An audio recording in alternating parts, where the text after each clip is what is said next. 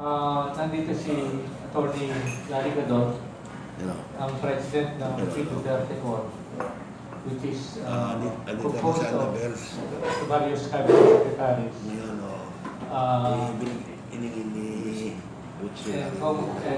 lawmakers na nag-push ng mga advocacies ni President Duterte, including federalism. For this Monday, explain sa atin ni Atty. Gadon ang martial law provision ng 1987 Constitution and how it is different from 1935.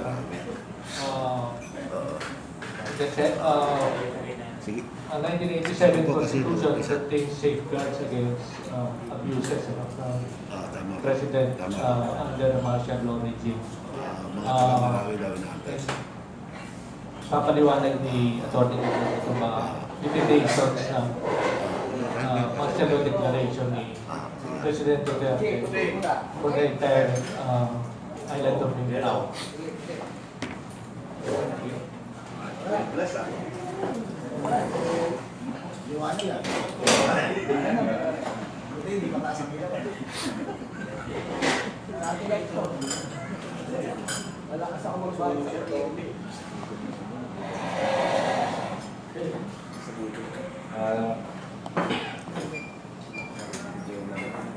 Magandang umaga sa inyong lahat. Kami sa grupo ng Duterte Court, kami ay sumusuporta dito sa pagdeklara ni Presidente Duterte ng martial law sa buong island ng Mindanao. No? Sapagkat ang layunin naman talaga ng martial law is to suppress rebellion and lawlessness, to protect the peace and order, law and order in that particular place. Ang deklarasyon na yan is well within the confines of the Constitution. And ang Constitution naman, ang sinasabi lang, ang requirement doon, ang grounds for declaration of martial law is to prevent rebellion and lawlessness and to protect the peace and order and public safety. No? Kaya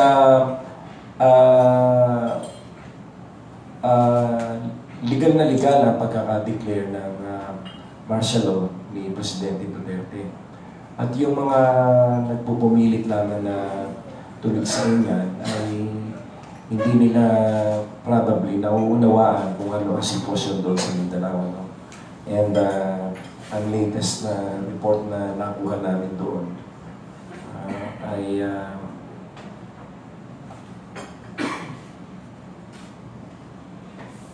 napakarami na ng bilyon na yung damage. Ano? Ito ay napapanuhan lamang o dapat lamang ang pag-declare ng martial law sapagkat kung marirecall niyo noong September 2013 doon sa Zamboanga Seats, bilyon din ang damage na nangyari doon and more than 100,000 were displaced and maraming namatay, no? Daan din yung namatay doon. 10,000 houses. 10,000, more than 10,000 houses were burned. At ang sinasabi ng mga tumutulig sa mga martial law, pag-declare ni Presidente Duterte ng martial law, ay yung dapat daw ay calibrated response lang dahil kasi the military is claiming that the situation is under control. No? Pero kung matatandaan nyo yung nangyari doon sa Zamboanga Seats doon, yung sinasabi nila na calibrated response, lalong lumaki yung damage because of indecisiveness on the part of the previous administration to declare martial law. So, ang nangyari, lumaki yung damage. Unlike dito na na-control agad nila and nagsisweeping operations na sila ngayon para talagang to ensure na hindi mauulit-ulit. No? O kaya kung nagpaplano man yung mga terorista, ay sila ay magdadalawang isip ng gawin ulit sapagkat yung kanilang dahas ay gagamitin talaga ng buong pwersa ng batas ni Presidente Duterte. Ang kaibahan din ng pagdeklara ng martial law ngayon ay dito sa ating saligang batas ay meron itong limit na 60 days. No? And ang requirement lamang dito ay si Presidente Duterte ay kailangan mag-appeal sa Congress at mag-report tungkol doon sa pagdeklara ng martial law, or he can send it in a written report, no? And then the Congress will assess the situation, whether they will agree on the declaration of martial law, no? And if the Congress will not agree on the declaration of martial law, they can revoke the declaration of the President, no? Or pwede rin mangyari na after 60 days ay yung pwedeng magpadala uli doon ng communication o report ng Presidente na kailangan i-extend ang state of martial law at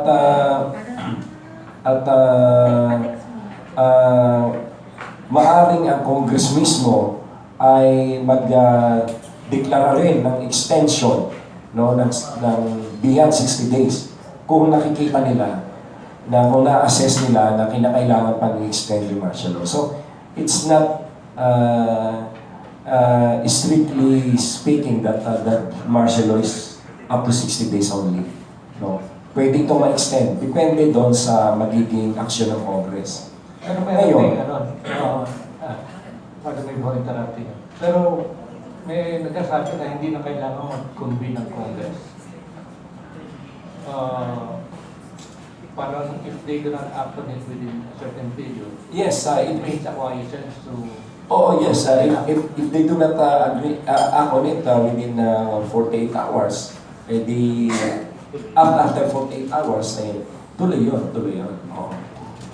Sir, yung nag-declare na naman ng Congress, yung suspension ng rate of automatic ba yun? Oh, automatic yung suspension of the writ of habeas corpus. Once na-approve ng Congress yung declaration? Hindi, yung pag-declare pa lang, once na na-declare yun ng Presidente, ay automatic yun, suspended agad ang writ of habeas corpus. Oo.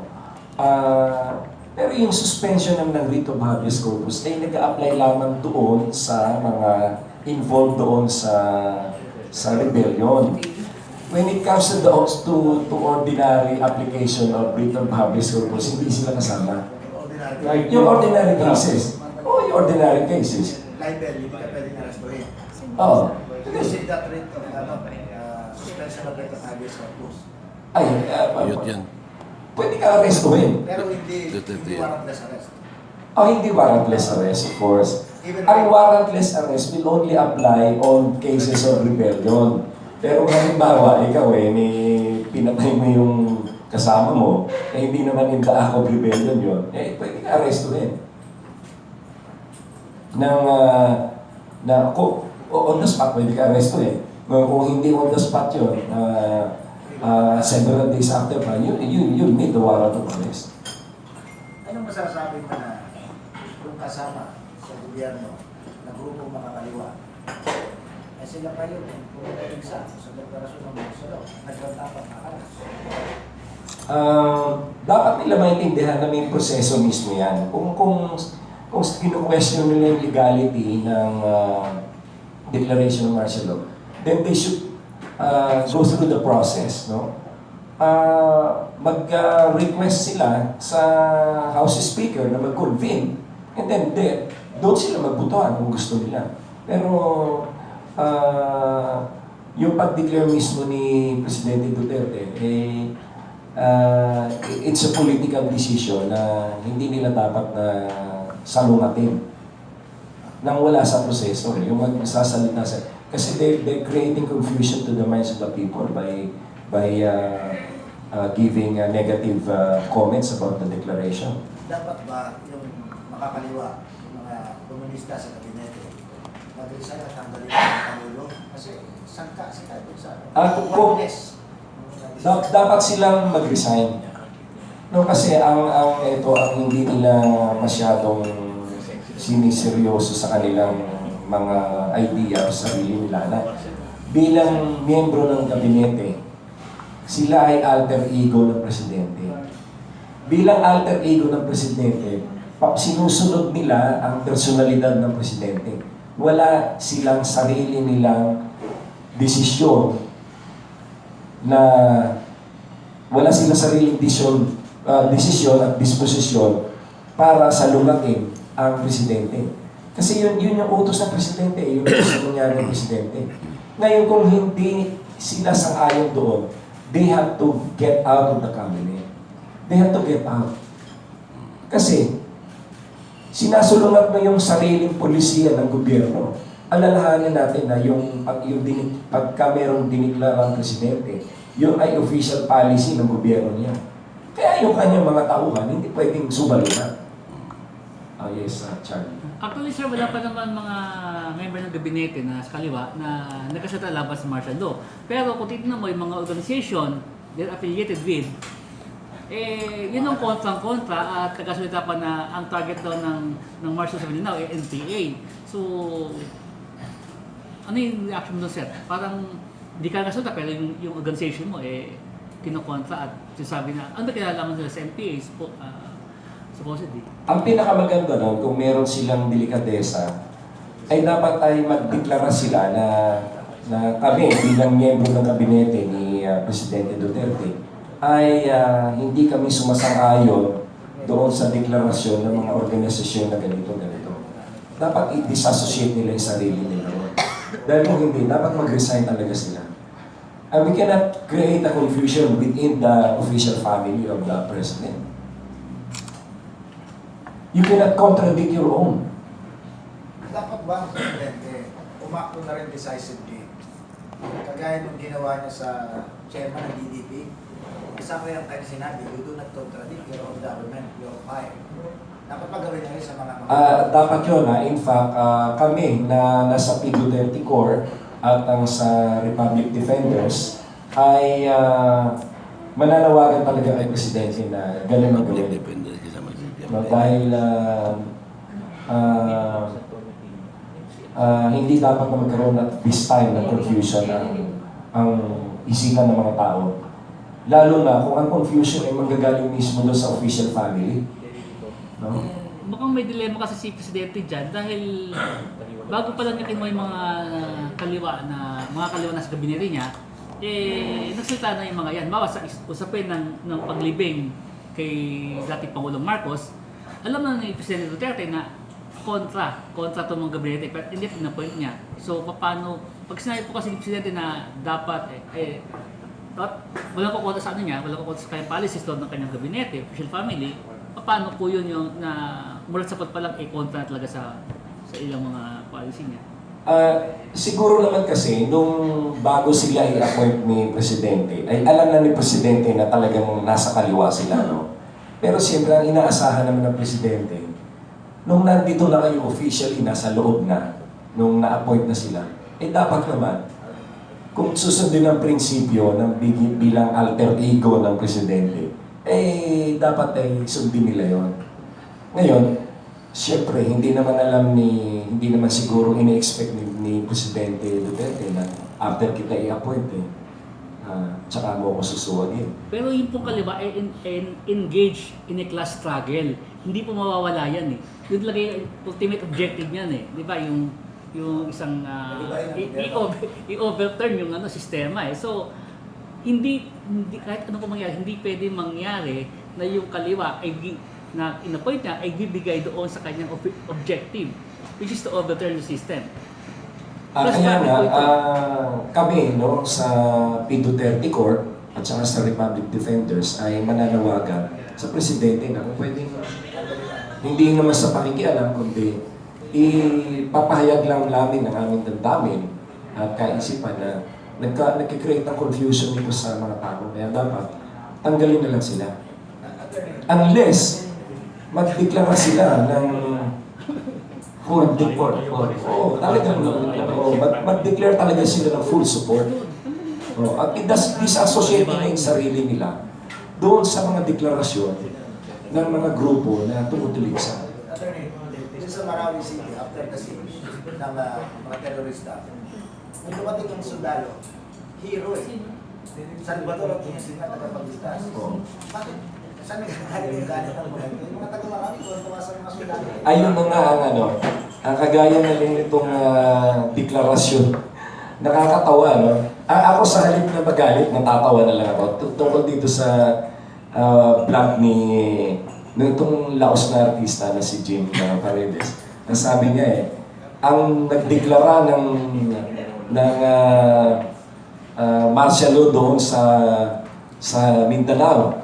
Pero ang kawawa ay yung mga taga-Luzon. Hindi ko malaman kung paano naging kawawa ang mga taga-Luzon. Hindi ko alam kung paano tayo naapektuhan nun. Ang totoo nga, dapat nga maging masaya tayo sapagkat nakontrol yung kaguluhan doon. Huwag na tayong mahawa pa dito. So hindi ko alam kung saan nanggaling yung kanyang konsepto na kawawa doon, na naging kawawa yung mga taga-Luzon. Hindi ko malaman yun. So, sa halip na ako'y mainis doon, ako'y natawa at nakumpirma lamang na itong si Jim Paredes, dahil sa isang Laos na artista, ay nagkukunwaring tanga. He is pretending to be a damn fool. No? I cannot do anything about it. Gusto niyang magmukha siyang tanga, hindi. Bahala siya. Naniniwala ka? Naniniwala ka sa kapagawa niya rin? Naniniwala ako na tanga si Jim Paredes. Nagpapanggap Wala naman naabot siya kundi pakanta-kantat sayaw lang Nagpapanggap po, totoong tanga, sir. Para sa akin, nagpapanggap siyang tanga Kahit paano naman, siguro matalino din siya dahil graduate naman siya ng Ateneo. Nakakapagtaka nga lang dahil maraming mga Atenista ngayon nagpupumilit na magmukhang tanga. Yun. Yung statement ni Sergeant Cardema kahapon, may finding sila na may mga foreign terrorists na nakapasok na sa Mindanao na part ng Marawi City. Do you think na this factor malaking consideration ni Duterte? Yes, dahil Butch, sapagkat ang alam nyo, ang presidente, maraming hawak ng mga intelligence reports yan na hindi naman talaga nila binubunyag sa taong bayan. Unang-una, dahil siyempre, ayaw na naman nilang magkaroon ng false alarm, ayaw naman nilang magkaroon ng takot ang mamamayan, So maraming mga intelligence reports yan na hindi na nila pinaparating sa mga taong bayan. Ngayon, kaya total, ibinoto natin siyang presidente, sinurrender natin yung ating political rights to our president for him to decide the course of our country. And kung ano yung kanyang deklarasyon, yun ay ating sundin at igalang. Anyway, yun naman talaga ang nakasaad sa prinsipyo ng demokrasya. Ibinoto natin siya presidente, siya may desisyon niya, nakasaad sa batas, na pwede siya magdeklara pagka nagkaroon ng kaguluhan at pwede siya magdeklara ng martial law upang protektahan ang kapayapaan, yan ay dapat natin sundin. Yan ay lahat ay ayon sa batas at ayon sa demokrasya. Meron ko kahapon, Channel 7 nga tayo, may interview sa isang anti-terrorist expert taga Singapore na nagsasabi na they've been warning about yung entry ng mga foreign terrorists na supported ng Islamic State. And it's been going on for the past several years yata. So, Yeah, actually, yung ISIS threat talaga is very real. it's very real. Kaya actually, yan siguro ang reason kung bakit na agad-agad ay nagdeklara ng martial law sa Mindanao, buong Mindanao si Presidente Duterte. At nakita nyo naman, kaagad-agad ay umuwi siya. He cut short his trip to Russia. At binigyan niya agad ng atensyon itong problema na ito, itong sitwasyon na ito. Siyempre, gumagawa ka ng paraan para masawata ang isang malaking problema bago ito dumating, di ba? Hindi yung kung kailan na nandyan. maaring may katotohanan din yung sinasabi na panghihimasok ngayon ng mga foreigners dito sa Mindanao upang guluhin ang kapayapaan dyan. At marami ang lumabas na mga pictures na kuha sa Marawi na mayroon talagang mga foreigners na kasama yung mga rebelde at saka yung mga terrorist. Hindi naman ito katakataka sapagkat kahit naman noong pang panahon ng nag-uumpisa yung MNLF at saka MILF, talaga naman yung mga foreigner sila na mga kasama na mga nagtitraining sa kanila. At in fact, yan naman ay napatunayan na ng maraming cases. Good morning, Attorney. Kahapon po, si FBR ay nagpatawag ng press con. At sinabi niya na tila hindi siya sang-ayon dun sa pagdideklara ng martial law, lalo tigit na ito ay malawak at may posibilidad pa na dalahin ito dito sa Maynila. Lumalabas na parang si FBR at ang hanay man ng mga aktivista ay nagkakaisa, no?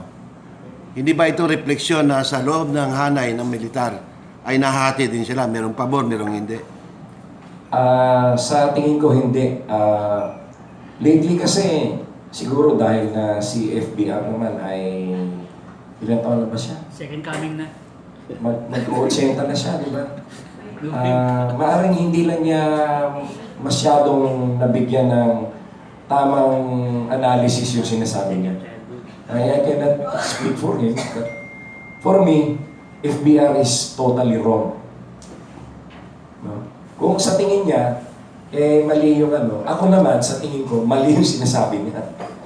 And between him and me, siguro mas nakakaalam ako ng batas. Dahil hindi mo siya abogado.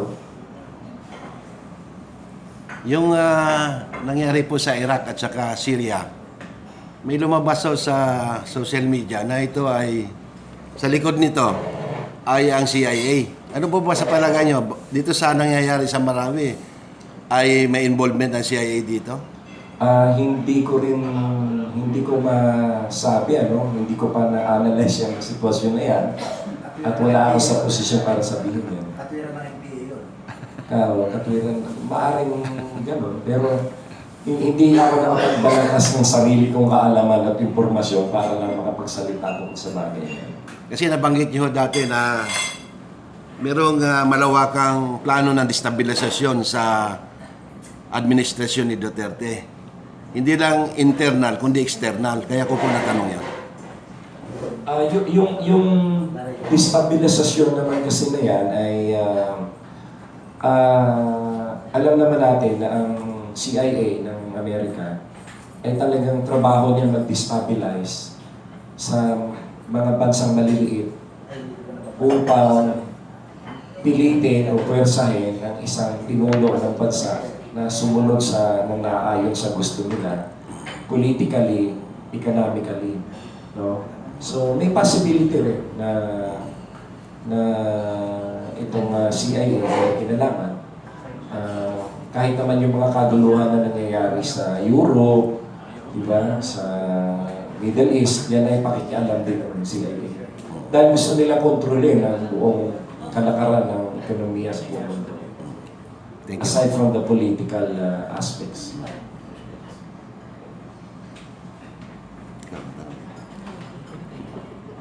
Nandito rin si Ronald Cardema, spokesperson ng Duterte Youth. May pakiano na lang yung stand niya dito sa declaration ng martial law. Good morning. I'm Ronald Cardema, Chairman of Duterte Youth. And from the youth sector, we are strongly supporting President Rodrigo Roa Duterte's declaration of martial law.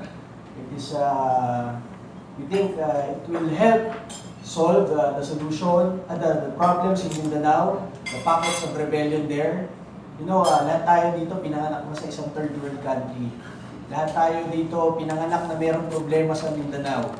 The problem in Mindanao has cost us less tourists, less investments, and a poor image abroad.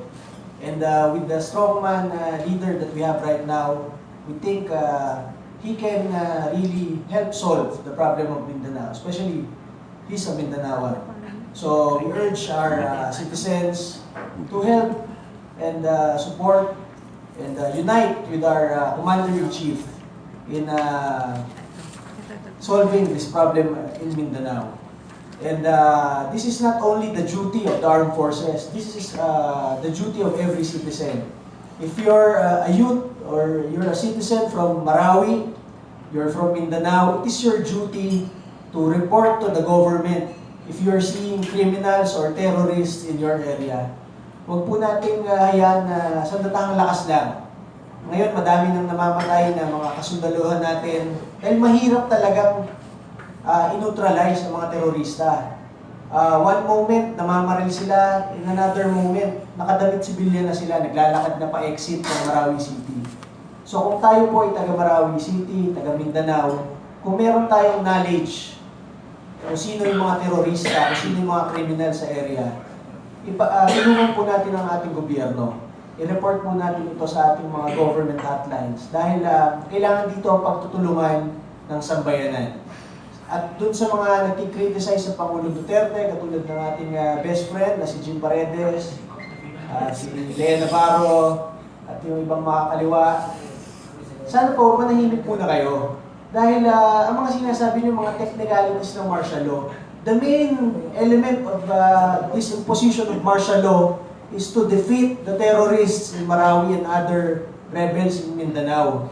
Kung kayo ay puro yabang lang sa media at wala kayong ibubuga, hindi nyo kayang pumunta sa front lines upang makipag-debate sa MAUTE dahil mapupugutan kayo ng ulo, tumahimik muna kayo. Sinong media yun, Jim? Linawin natin. Ano dyan? Sinong media yung inaano nyo? Sa social media ba? O... Yung pong mga... Hindi, mga nagsasalita po sa media. Yung sasalita. Hindi po media, hindi media. Yung mga, si Jim Paredes, Lea Navarro, at yung ibang mga kaliwa, na walang ginawa kundi mag-rally, no to martial law, never again. Anong gusto nyo? Pinapatay na yung mga kababayan natin sa Marawi. Kung kayo yung nandun, anong gagawin nyo? Gusto nyo, ang dami pang teknikalidad, kailangan tulungan agad, kailangan ng puwersang militar para maneutralize agad ang mga terorista. Yung problema kasi dyan, ang daming kritiko ng Pangulo, nagyayabang lang sa harap ng kamera. Pero wala silang lakas upang pumunta sa Mindanao, ipagtanggol ang ating mga kababayan na nangangailangan ng tulong. So kung pwede lang kung hindi kayo tutulong sa ating gobyerno, sa ating bansa, sa pagsugpo ng terorismo ngayon, tumahimik muna kayo. Dahil hindi nyo alam ang sinasabi nyo. Dahil kung kayo yung nandun sa Marawi ngayon, kailangan nyo ng tulong militar. Kahit kayo mismo, mga kaliwa, kahit kayo si Jim Paredes, kung kayo mismo ang nasa harap ng isang MAUTE terrorist at pupugutan na kayo, sasaklolo kayo sa gobyerno. Kaya kung pwede, tumahimik muna kayo. And we also urge Congress to immediately pass into law the urgent measure of the President regarding the military training of the youth, the ROTC. It's an urgent measure of the President, and we need it to be passed into law immediately because we need to train our citizens. Last, siguro 2 days ago, we had an earthquake in Manila. We have terrorism in Mindanao, and now summer is over, typhoons are coming. We don't have a support group for our communities and for our country. So we need to immediately train the Filipino youth to become responders, to train them in anti-terrorism. Dahil ang mga kabataan ngayon, lalo sa Mindanao, pag dumating ang mga terorista, mga rebelde, ano nang gagawin? Kahit paghawak ng barel ng maayos na pagputok, hindi nila alam. So we need to train our youth to become disciplined, patriotic, and productive members of society. Anong pagkakaiba ng terorista sa grupong kadamay? Pareho lang naman sila makagawa ng bahay yung kadamay binigyan ng bahay. Yung mga terrorists sa Marawi, they have pledge their allegiance to a different entity, not to the Republic of the Philippines. They pledged allegiance to ISIS, an Islamic state, a proto-state. So they want to have a province here in the Philippines, an ISIS province here in the Philippines. So they have allegiance to the terrorists in the Middle East. They want to create havoc. You know, they're Yung pledge din ng allegiance eh. Ibagsak ang gobyerno. Pag ganong sitwasyon na, Hindi ka. We are shouting that. you know, ito sa kadamay, iniintindi ng gobyerno. Iniintindi natin na sila ay mahihirap, nangangailangan ng pabahay. Pero, sumusobra na sila eh. Inaabuso nila ang kabaitan ng Pangulo. Binigyan na nga sila ng pabahay. Nahingi ng tubig, kuryente, sige, bigyan na rin. Nahingi ng trabaho, sige, bigyan na rin. Pero para pumunta pa sila dito sa Metro Manila, mag-rally na naman. You know, they use 600 jeepneys papunta dito. Paano sila nakakuha ng ganung pondo? To rally against the president, against martial law. So, kung pwede lang tumahimik naman kayo. Binigyan na kayo ng pabahay. Ang dami-daming Pilipino, ang daming mahihirap na Pilipino. 30 million, 40 million, nangangailangan ng pabahay. Ngayon, kayo, nanakop kayo ng mga pabahay ng gobyerno. Sino kayo para out of the 40 million kayo bigyan? Sige, mabait ang Pangulo, binigyan na kayo. Pero sana tumahimik naman kayo.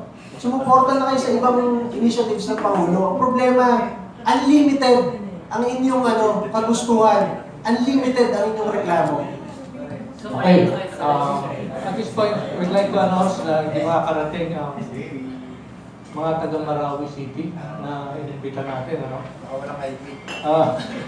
Parang nagkaroon ng miscommunication. Pero yung darating sana is former Congresswoman Faisa Dumarpa, former Congresswoman ng Lanao del Sur. Tapos yung former Mayor ng Marawi City, Mayor Sally. At yung asawa ni Congresswoman Sally Dumarpa, formerly ng National Labor Relations Commission. Anyway, we'll try to get them for next week in anticipation of expected baka matuloy pa yung Marawi seats. So, we'd like to get first-hand information about yung nangyayari sa Marawi. Anyway, to resume, we'll ask Atty. Gadon, meron clarification din ng Malacanang ay yung declaration of martial law. Does that mean na yung courts will still be open, Yes. Ano pa yung rights ng mga arrested persons under the martial law declaration? Yung under the declaration of martial law, sa ayon sa ating saligang batas, hindi naman ito nasususpend ang operation ng mga korte, no? Unlike nung 1935 Yes, unlike yung natin 1935 and yung 1972 Constitution. Na yung hindi naman ito na ang hulugan na hindi na mag-ooperate ang mga korte at ang Congress at ang lahat ng mga sangay ng mga pamahalaan ng ating gobyerno. And in fact, even the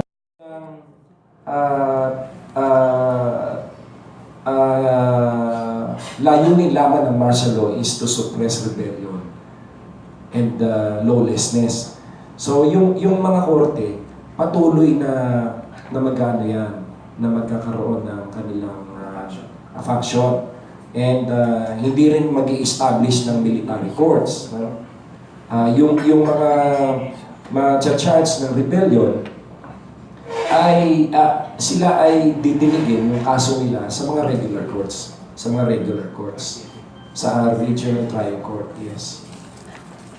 And yung namang writ of habeas corpus is applicable only to those who are charged with rebellion.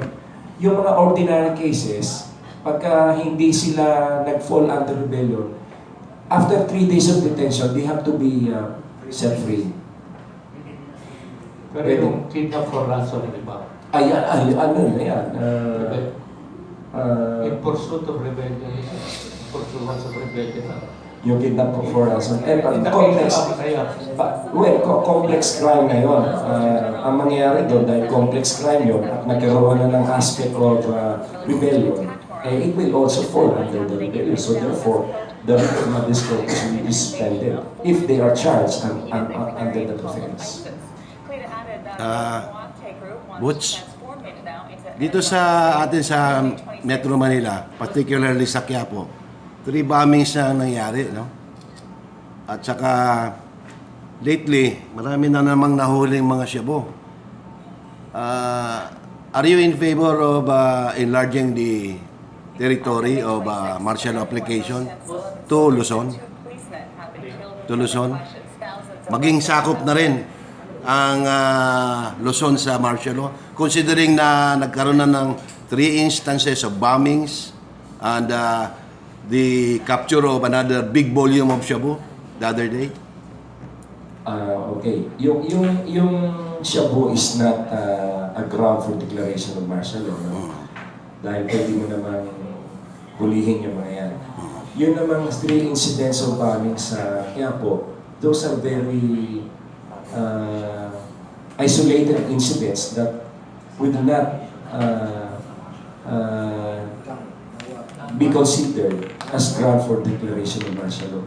So, ako, hindi naman ako pabor na agad-agad ay magiging kasakop ang NCR at saka ang Luzon doon sa declaration of martial law dahil wala namang grounds for the President to declare martial law dito sa Luzon. Unless, magkaroon na talaga ng intelligence reports na may nakapasok na terorista dito and coupled with other reasons or intelligence reports, pwede siguro declare. Right now, ang buong bansa, nasa ilalim pa ng state of national emergency. Wala namang ganong declaration. Hindi pa na-lift. Hindi pa na-lift yun. Ayun doon sa ano? Buong bansa, nilagay nun. So, ano ang pagkakatulad at pagkakaiba? Yung state of lawless na siya. Kumpara sa martial law. Ang state of emergency kasi, kalimitan, ginagamit yan kapag mayroong mga disasters, natural disasters, may mga sakuna, no? Nakagaya ng earthquake or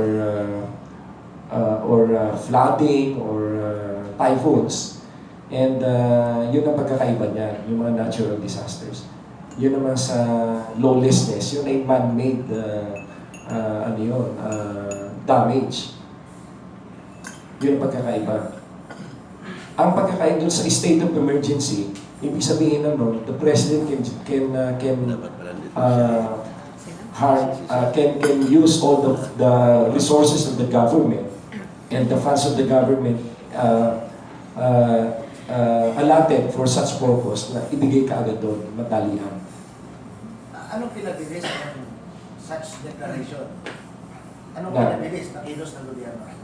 Ng state of emergency, pwede niyang sa state of emergency, pwede niyang halimbawa yung sandang lakas ng Pilipinas, pwede niyang utusan na o iwanan niyo muna yung mga barilo, kailangan kumpunihin niyo muna yung tulay dyan.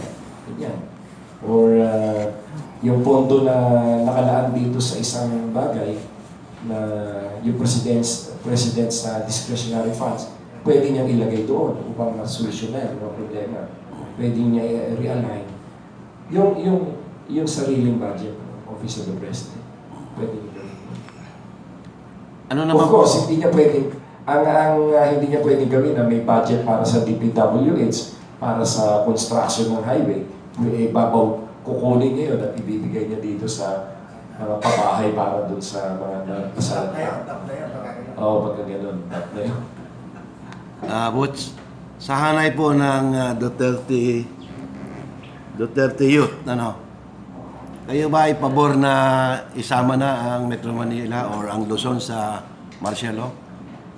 So, syempre kung may pangangailangan na po, kung hindi naman talaga kailangan, sayang lang. Kung ang focus po natin ngayon sa Mindanao at nandun ang karamihan ng mga kalaban, doon po natin ipadala ang karamihan ng ating mga kasagdaluhan. Kasi kung ilalagay natin ang buong bansa sa martial law, siguro po kung nalaman ng intelligence community na gano'n na kagrabe, ang mga terorista nakapunta na sila sa iba't ibang sulok ng Luzon, okay lang po. Pero kung ngayon, at wala namang ganung report, sayang sa resources. We need to focus all our soldiers, our policemen in Mindanao. Because the terrorists are there, they're curtailing the freedom of our kababayans there in Marawi po.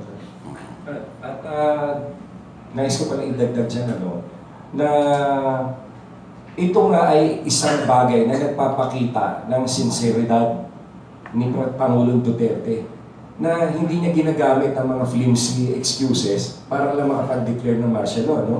Nakagaya ng mga sinasabi nitong mga tumutulog sa dyan na gumagawa lang raw ng dahilan si Presidente Duterte upang makapagtayo ng diktadorya. Nakita nyo, matagal na nangyari ang Quiapo bombing na pero hindi niya ipinapansin. Ibig sabihin, hindi niya yung ginagawang dahilan upang magkaroon ng batas militar dito sa atin. No?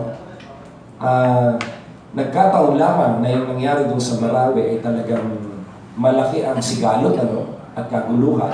At kaya doon nakita niya na marami talaga ng declare ng martial law. Dito mo makikita na kung gaano siya kasincere doon sa kanyang layunin. Pero sir, kung ang New People's Army hindi pa rin susunod sa kanilang leadership sa Netherlands, kumbaga patuloy ang peace talks pero patuloy ang pag-atake nila, hindi lang sa Mindanao, pati sa Luzon, iba't ibang probinsya, okay lang mailagay sa martial law para matigil na itong rebellion ng NPA. Okay. More questions? Sige. Sige po. Duterte, ibig sabihin gusto mo ma-covered ng martial law yung CPP, NPA, NDF? Yung alleged rebellion nila? Sa amin po sa atin ang ating konstitusyon sinasabi, ang sandatahang lakas at ang Philippine National Police lang dapat ang armado. Ito ang ating armed forces. Sama na rin ang Coast Guard. Yan lang ang mga pinapayagan ng ating konstitusyon, ng ating bansa na armado. Ngayon, nasanay na kasi tayo, pinanganak tayo na may rebellion. Pero lahat tayo dito, gusto itong third world country natin, bumabati naman. Lahat tayo, someday, gusto natin na parang Hong Kong, parang Singapore ang bansa natin. Wala naman sigurong hindi.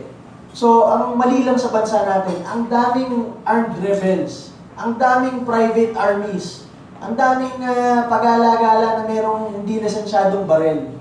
So, kung gusto lang natin i-implement ang ating batas at tuwakasan na lahat ng kaguluhan patungkol sa mga baril-baril, sa mga armed rebellion, dapat talaga ilagay sa martial law ang buong bansa upang maubos na lahat ng mga hindi kwalipikadong mag-bear ng arms, lalo na mga armies, yung People's Army. It is not in our constitution. It is not in our laws. So if we really want to implement our laws, our constitution, we really need to end all terrorist groups, all rebellions, all private armies in our nation for our country to move on, for our country to develop. Hanggat meron mga rebelde, mga armed groups, mga private armies, hindi tayo nakakampante, wala tayong feeling of safety. So, kung pwede lang at hindi naman nasunod tong NPA sa mga agreements sa Netherlands We are currently having peace talks with their leaders, but weekly, they're attacking our soldiers and policemen. Right now, the President declared martial law because of the terrorists in Mindanao. Pero anong ginawa nitong NPA? They have called on their troops to intensify their attacks against the government. So nakakainis na Hindi naman talaga sila yung pinapatunguhan, pero nakikiganyan pa sila. Pag-clarify ako, doon sa under martial law sa Marawi area, massive military operation di ba yung ganun din ba dapat gawin sa CPP, NPA? In Mindanao, wide operation ang gawin? Ideally, dapat ganyan. Dapat matagal ng panahon na hindi natin inaalaw ang kahit anong private army, kahit anong rebel groups na mag-flourish sa ating bansa. Dahil hindi naman talaga dapat. Alam natin lahat yun. Ngayon, nakasanayan na natin. Ngayon, tinatangka natin makipag-peace talks, di ba? Tagal-tagal na. Kaya lang ang problema kasi sa kanila, nakikipag-peace talks tayo, pag ilang round na ng peace talks, 5th, 4th, or 5th sa Netherlands, but weekly, they are attacking our soldiers and our policemen. Di ba? Nakakainis Ang gulo nila. hindi naman sila rin ang pinapatunguhan nitong martial law na to dahil sa Marawi nga talagang tutok.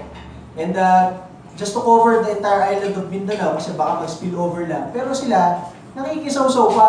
They want to intensify their attacks to the government while the government is attacking the terrorists. So, kung ayaw nilang manahimik, sila na nga itong binibigyan ng konsiderasyon. Dapat wala naman talagang konsiderasyon dyan eh. If you bear arms against the government should neutralize you. Pero, mabait ang ating presidente, binibigyan sila ng pagkakataon. Pero sa mga ganitong pagkakataon na meron tayong tinutulungan mga kababayan natin sa Mindanao laban sa terorismo, laban sa pagpatay sa kanila ng mga terorista, nakikisaw-saw pa itong mga kapistoks natin, mag-isip-isip kayo. Okay, thank you. Hindi, gusto ko na dagdag yung Sige. ang isang nakakalungkot dito ay parang nakikita natin na wala namang sinseridad doon sa ginagawa ng grupo ng MTF, no?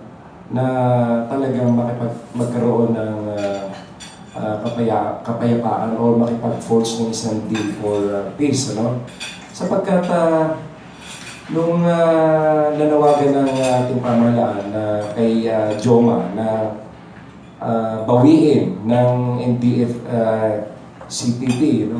Ang kanilang deklarasyon na intensify nila yung atake sa mga sundalo, ay ang sagot ba naman ay sige, i-recommenda ko.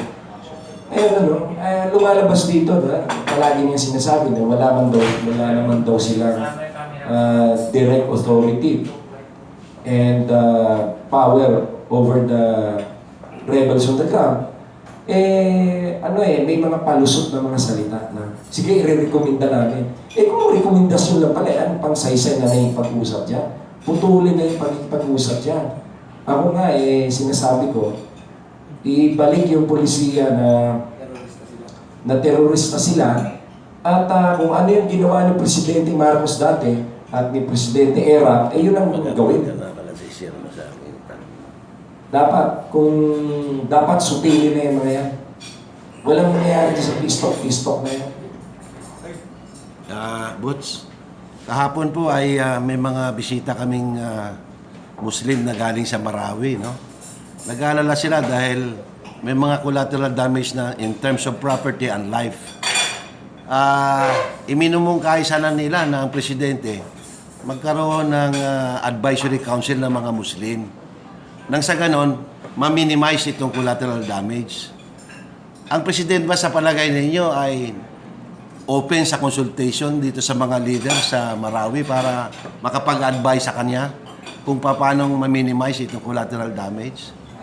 Meron ng mga organisasyon ng ganyan. Oo. Meron na. I'm sure umaandar na yun. Oo. Katatawag lang kasi sa akin, ang sabi yung mga bahay nga na iniwanan, ninanakaw yung mga gold, yung mga alahas nila, ninanakaw ng So nag-aalala sila, no? Pagkatapos dito sa bombahan, baka mangyari kagaya sa Aleppo na pati yung mga bahay, wasak. Wala na silang babalikan. Actually, ganyan yung nangyari ngayon. Yung mga bahay, wasak. So, Niraransak daw ng mga MAUTE. terrorista. Oo, sabi sa akin. Oo. I'm sure meron ng mga civilian groups composed of Muslims and Christians who are now trying to help the victims of these shields. Thank you. Or these terrorists. Okay. Sir, masabihin lang. Sir, di ba you're asking if para magkaroon ng consultation, gano'n sir, para hinto ng konti yung damage. Ito, we should take, we should have a lesson from Marawi. We try to form a consultation group, di ba sir, to lessen the damage. But now, we are in a state of war and expect more damage, expect more casualties.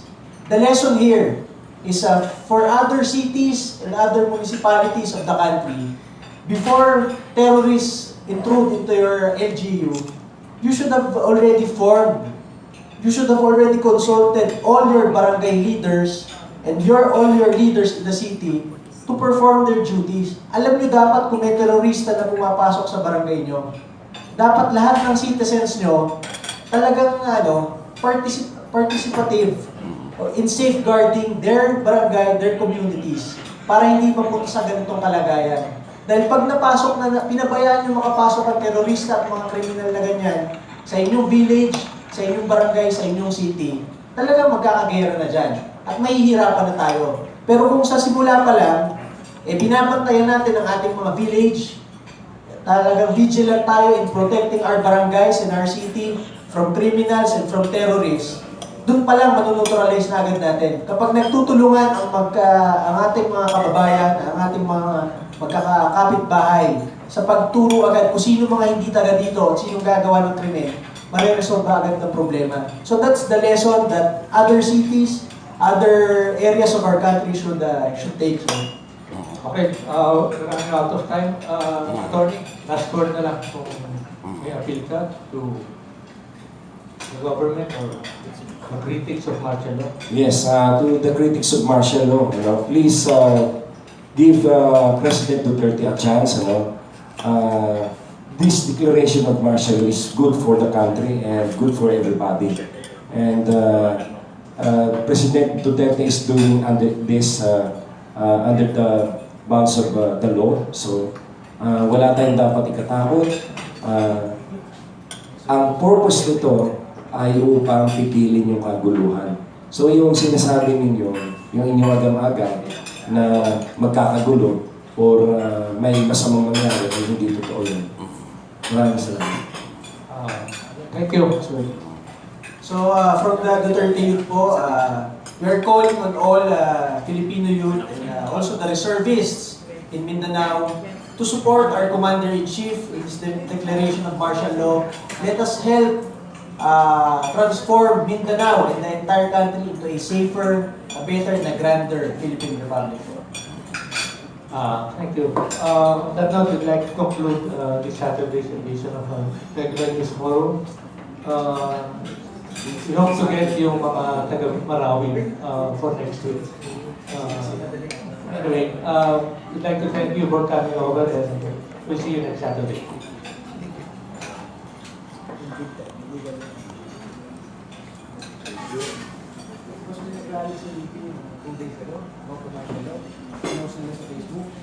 After 1 week, 70,000 comments. 70,000